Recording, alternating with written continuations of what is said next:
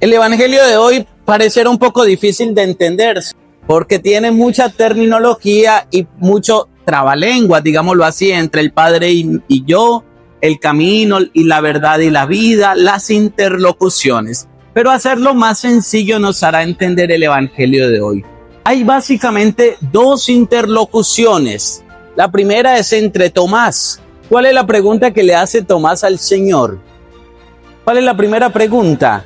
¿Cómo podemos saber el camino? ¿A dónde vas? Es interesante que ahora Tomás le esté preguntando el camino cuando capítulos anteriores de ese mismo evangelio de San Juan, cuando van a ir a Betania, el encuentro con Lázaro, le dice, el mismo Tomás le dice, vamos nosotros a morir contigo, porque antes en Betania el Señor lo habían sacado, los judíos lo habían sacado y lo iban a apedrear, a matar. Entonces los otros discípulos tenían miedo de volver a Betania, pero es Tomás el que toma la iniciativa y conoce el camino de la muerte. Sabe que si vuelven, pueden morir. Vamos nosotros a morir contigo, le dice Tomás al Señor. Pero ahora se le olvida el camino.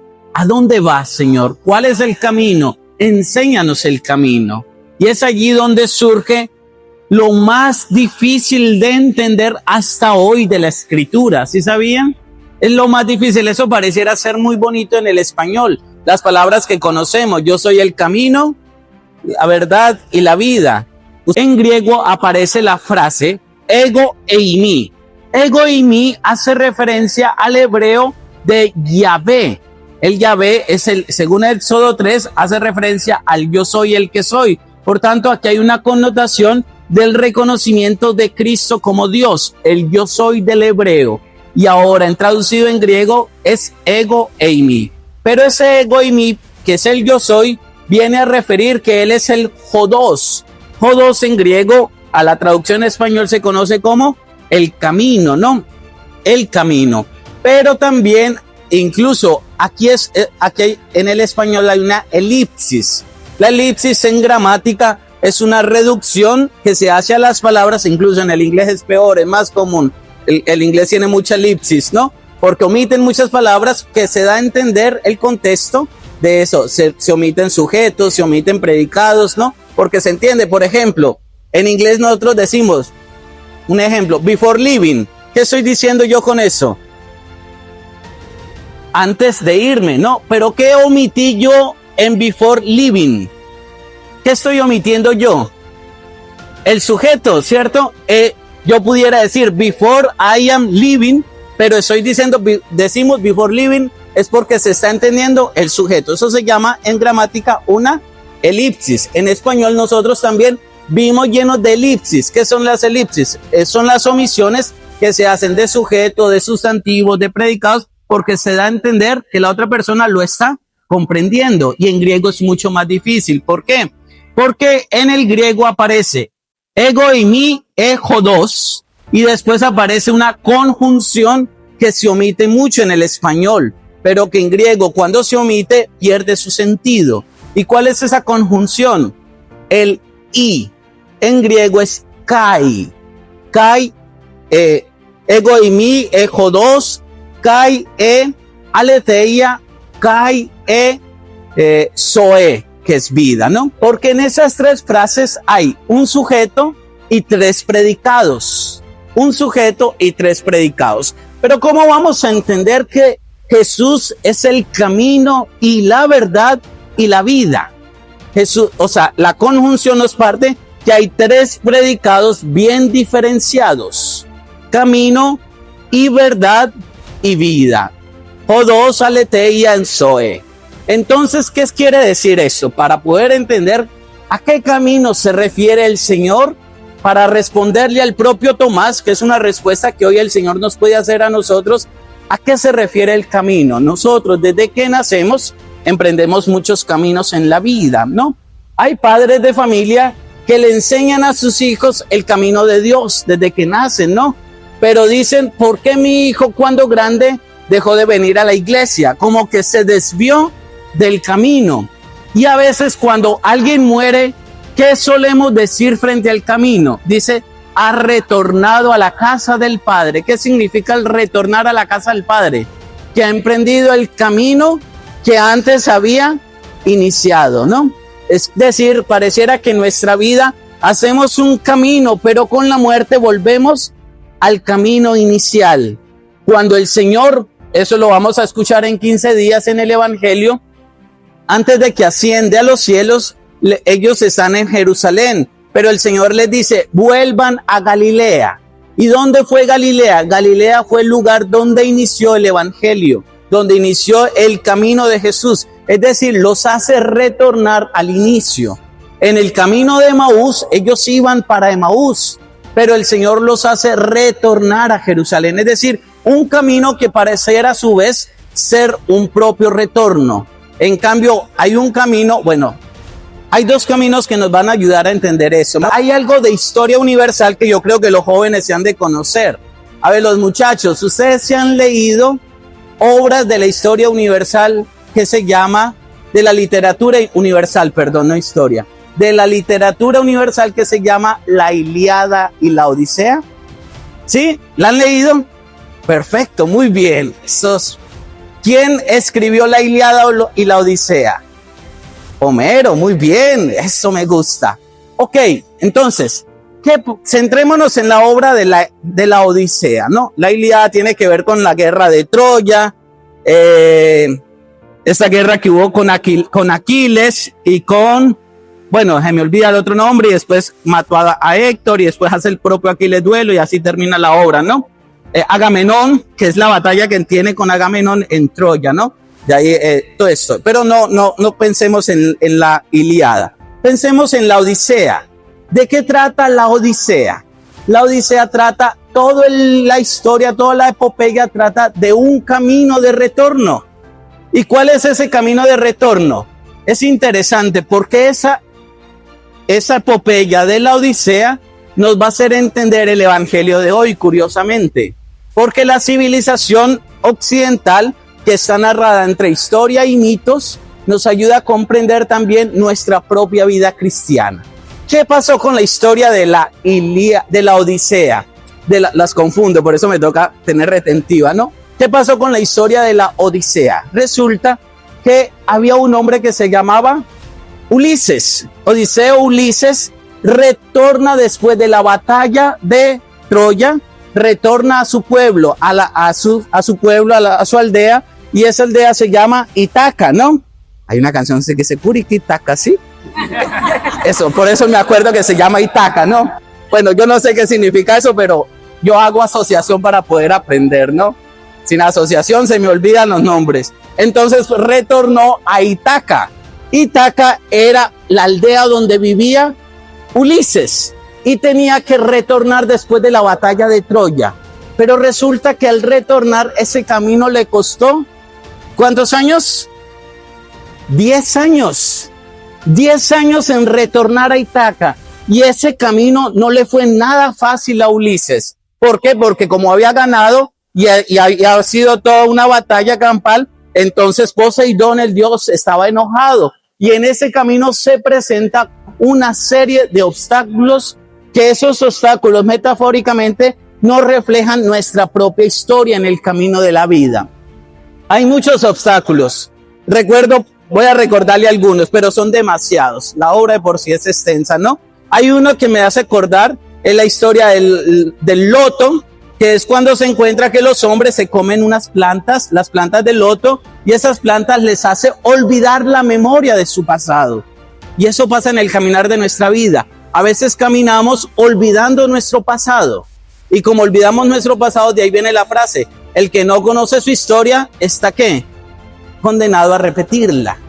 Somos olvidadizos de nuestra historia. Es más, olvidamos también las bendiciones de Dios. En pocas palabras, mantenemos comiéndonos los lotos en la vida. Esas plantas que nos menciona la Odisea, los lotos nos hacen olvidar el plan de Dios, nos hacen olvidar las bendiciones de Dios. Pasa una dificultad y se nos olvida todo lo que Dios ha hecho bueno con nosotros y nos centramos solo en el momento, olvidando la bendición de Dios en toda nuestra historia. Eso es lo primero que le pasa. Pero ¿qué pasa con Ulises? Logra vencer a los hombres que se comen las plantas. Él sigue caminando, vence ese obstáculo. Hay otro obstáculo, bueno, que es el Hades, cuando va al inframundo, ¿no? A veces nosotros solo nos quedamos en las profundidades de nuestros sentimientos, de nuestras frustraciones, de nuestras ansiedades, de nuestras angustias, y nos estancamos en el camino. Nos estancamos en el camino anclados a nuestras propias frustraciones, viviendo nuestro propio inframundo en esta vida. Hay otro tercero que me acuerdo, que es la de las sirenas, ¿no? Resulta que las sirenas, cuando se encuentran con Ulises, las sirenas tienen unos cantos bellísimos, hermosos, pero esos cantos les hacen llevar a la muerte. Y entonces, como les hace llevar a la muerte, las sirenas empiezan a seducir a los hombres. Y eso en el camino de nuestra vida se ve reflejado. Muchas veces nos dejamos llevar por las seducciones del mundo pasajero y nos centramos en los placeres momentáneos, olvidando los grandes proyectos que tenemos en la vida. Está también la hechicera Circe. Esa hechicera convertía a los hombres en animales. Y esa hechicera, que Ulises logra vencer también a Circe, esa hechicera hacía que los hombres perdieran la identidad de ser hombres. Y eso también pasa en nuestra vida. A veces venimos a este mundo olvidándonos de quiénes somos, de dónde venimos, hacia dónde vamos y por qué estamos en este mundo. Perdemos nuestra identidad. Nos dejamos embrujar, hechizar por las cosas pasajeras.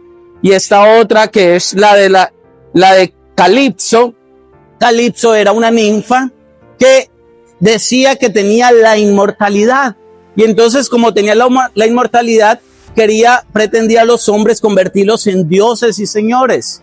Pero Ulises logra también vencer a esta ninfa, a Calipso. Y así, entre otras, está el dios Eo, que es el dios de los vientos. En fin, hay una serie de grandes obstáculos que Ulises llega a superar por 10 años. Y resulta que cuando llega a Ítaca, ¿qué pasa en Ítaca? ¿Por qué iba a Ítaca Ulises? ¿Iba a encontrarse con quién? Perfecto, con su esposa, ¿no? ¿Cómo se llamaba su esposa? Penélope, muy bien. ¿Y cómo se llamaba el hijo? Lo tengo en la mente, pero se me olvida, ¿no? Entonces se va a encontrar con su esposa, pero ocurre una tragedia. Llega y su casa está llena de pretendientes que le quieren arrebatar a la esposa. Y entonces, a pesar de que ha superado todos los obstáculos por 10 años, tiene que ahora volver a reconstruir, a conquistar el amor de su esposa Penélope. Y eso lo hace también gracias a su hijo, que con su hijo es que logra volver a conquistar y a enamorar a su esposa, a quien estaba perdiendo. Toda esta historia mítica y epopeya nos deja entrever el camino propio de nuestra vida. Un ejemplo con esta referencia de la epopeya, de la Odisea, referente a los jóvenes que están aquí, ¿no? Miren, los muchachos ahora están terminando. A ver, levanten la mano los que están terminando la high school. Eso, los que son senior. Oh, ¿tú estás en qué grado? 11avo. Ah, bueno, sí. Los que ya están en 12. Los que son senior. Uy, tú ya te gradúas de high school, ¿no? ¿Quién más? ¿Dónde están estos muchachos? Solo hay uno. 2, 3. Ah, bueno, muy bien. Les da como pena. Yo creo que ustedes ya están pensando que van a estudiar. Ya tienen proyectado que van a entrar a estudiar, sea en el college, sea en la universidad, cuáles son sus proyectos, ¿no? Y aquí viene la clave. Los jóvenes, cuando están saliendo de high school, anhelan, por ejemplo, yo quiero ser médico, ¿no? Y entonces, para ser médico me voy a inscribir en el college, después voy a ir a la universidad, voy a hacer esos cursos, tal y tal cosa. Llegan con la ilusión, pero la ilusión es recorrer el camino o llegar a tener un cartón. ¿Cuál es la ilusión de ellos? Tener un cartón. Ellos ya quieren sentirse, ellos ya se ven con una toga, con un birrete y con un diploma. Soy médico, ¿no? Pero los pobres no se imaginan el camino que tienen que recorrer, ¿no? Así que pobrecitos los seniors, ¿no? Empiecen a pensar en el camino de Ulises. Un camino que vendrá con muchas batallas. Cuando un muchacho se gradúa de la universidad, ese cartón, ¿en qué puede estar envuelto? En lágrimas, en falta de sueño, en ansiedades, en sufrimiento, ¿en qué más? En muchos sacrificios, días sin comer, noches sin dormir, problemas de la vida. Hay muchas oraciones, ¿no? Bueno, muy bien, muchas oraciones también, de la mamá que los ve sufrir, ¿no? Muy bien, y ese camino trae muchas cosas, ¿no? Cuando alguien se gradúa de la universidad, ese cartón no fue fácil, es un cartón lleno de sacrificio. Hijos, a veces nosotros pensamos mucho en la meta, pero se nos olvida el camino, el camino. Por eso cuando el Señor dice, yo soy el camino, lo está uniendo con la conjunción a la verdad y lo está uniendo con la conjunción a la vida. Esto fue interpretado en los primeros siglos.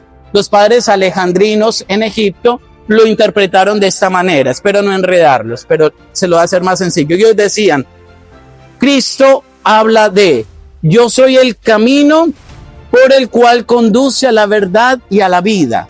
¿Eso estaría bien? Digamos que sí.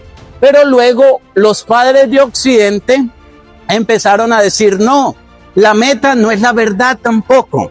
Hay personas que nos centramos solo en el camino y como nos centramos en el camino, nos anclamos en el camino. Otras personas piensan que su final es la verdad. Y entonces como ven la verdad inalcanzable, entonces se quedan también en el camino. Pero la mejor interpretación, la otra no está mal, pero la de los padres de Occidente me gusta más. Dicen los padres de Occidente, Cristo es el camino en el cual mediante la verdad nos lleva a la vida. ¿Sí me hago entender?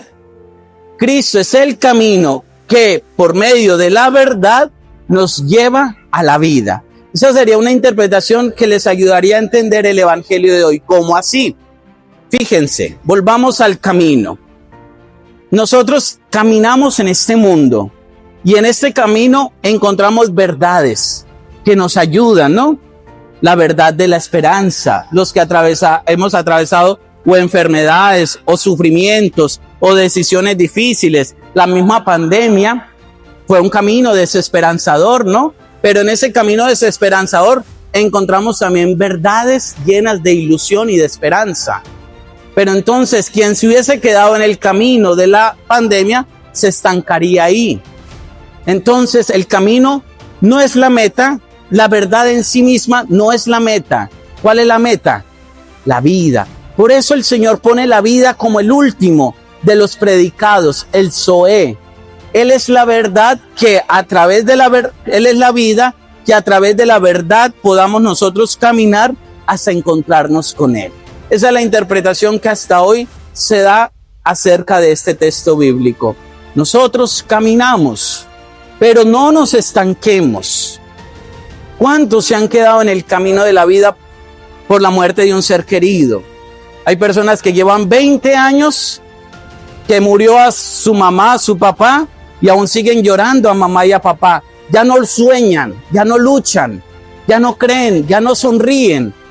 Porque es que mi mamá se murió hace 20 años, padre. Ok, entonces tu camino se quedó anclado ¿dónde? En ese momento. Hay personas que no han superado su infancia a través de un sufrimiento, de un abuso, de un abandono, de un rechazo, y se han quedado anclados ahí en la infancia. Entonces no vivieron la juventud, no vivieron sus sueños, no vivieron sus proyectos, no aprovechan la vida, porque se han quedado anclados en el abuso, en el abandono, en el rechazo. ¿Cuántos se han quedado en el caminar? Siguen navegando, pero sin una verdad y sin buscar la vida. ¿Cuántos se han quedado en un camino de la vida sin buscar un nuevo horizonte? Hoy hasta Ulises, a través de esta obra, nos enseña a superar las dificultades. Todos atravesamos muchas luchas en nuestro caminar. Por eso el muchacho cuando llega a la universidad feliz y contento porque ahora sí entró, lo aprobaron y quiere ser médico, se encuentra que en el primer semestre está el profesor, en Colombia le dicen el profesor cuchilla, ¿no? Como dirían aquí, no sé. Ese profesor exigente, ¿no? Y en el primer examen que le hicieron sacó un 1, un 2. y perdió el examen y va llorando a la casa, mamá, ya no quiero estudiar, sáqueme de esa carrera, cámbieme de esa vaina porque ya no puedo. Y creen que su camino se ha estancado. No, hay que superar los obstáculos, hay que ser valientes, hay que ser valientes. Hijos, el Evangelio nos está sacudiendo en la manera que caminamos en este mundo. Caminamos con una ilusión y la ilusión es tener vida. Esa es nuestra ilusión, tener vida, porque la vida solo se vive una vez y cuando retornamos a la casa del Padre es para volver a tener vida en Dios. ¿Y qué vida estamos construyendo? ¿Qué vida anhelamos? Pero para poder tener vida hay que caminar. Hay que caminar, no se estanquen. La vida no es estática. Dice una cantautora, Lily Goodman, dice, sin dolor no hay ganador, todo cuesta un valor por el cual hay que luchar a pesar de tropezar. Porque ¿de qué importaría ganar si fue tan fácil llegar a la meta y al final? Todo cuesta, hay dolores, pero los dolores no generan ganancia. Los pequeños sacrificios nos llevan a grandes recompensas. Los grandes esfuerzos en la vida nos llevan a grandes compensaciones. Hay que seguir caminando sin perder el horizonte, sabiendo que a través de la verdad yo puedo tener vida y esa vida es ser feliz, porque nuestra gran vida es encontrarnos con Dios, pues Cristo es el camino y la verdad y la vida.